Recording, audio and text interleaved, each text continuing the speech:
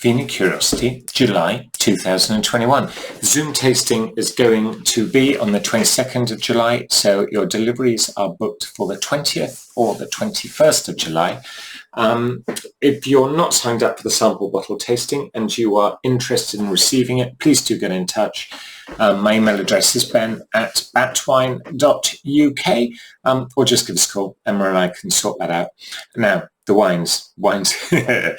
This case was kind of invented with summer in mind. So we've got a rosé, which I don't give you a rosé very often. And this one's from Monte Maletto. And it's something entirely different. This is from Carema.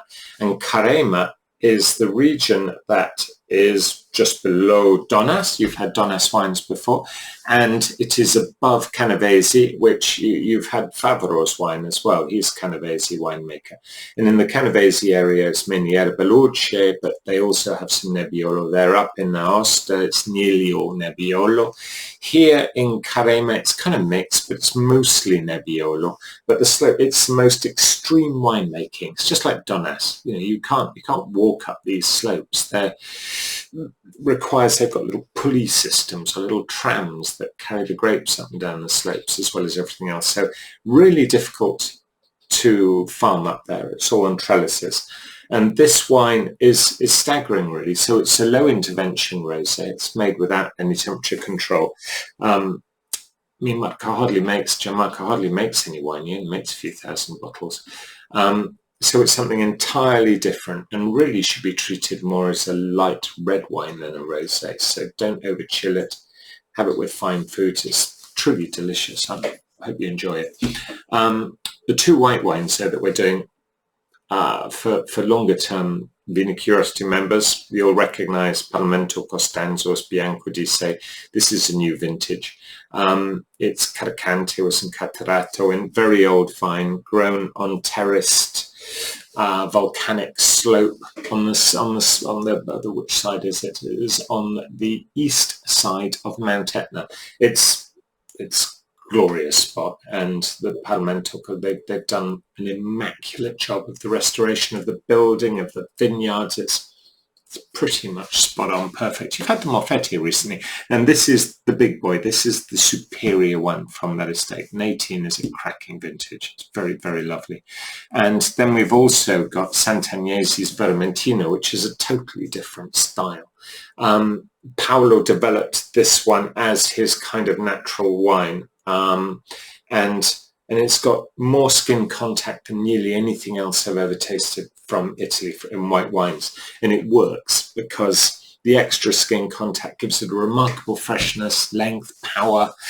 It's an astonishing wine. It's from Piombino, which is in a DOC region they call Valle de Conia, but Paolo, for some strange reason, has decided to declassify all his wines out of there and bottles them as EGT Toscana. But truly excellent wine, and amongst the best. I think it's amongst the best Tuscan white wines you can buy. It's truly superb. Then for the 3 bottles of red we have this time, we have Zeni's Schwarzhof Ternet. It's confusingly named. Schwarzhof means black house. Everything in the Zeni stable basically means black house from what I can see. So for the Spumantis, you have Masso Nero, which also means black house. Here, Schwarzhof certainly doesn't mean black house, but that's fine. And it's all based on a kind of in the middle of the vineyards, up on the steep slopes above Lake Garda.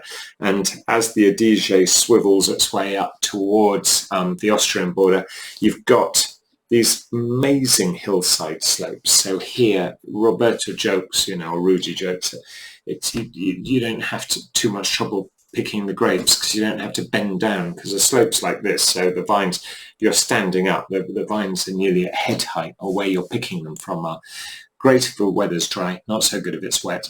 But here, Teroldego is the vine, usually grown on the valley floor, where it's called Teroldego di Ritagliano. So Ritagliano is the plain.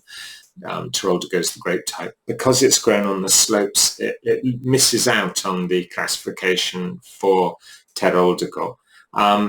Which kind of strange. Usually you would have thought the slopes always give better wine, but in this case, it's a very particular climate.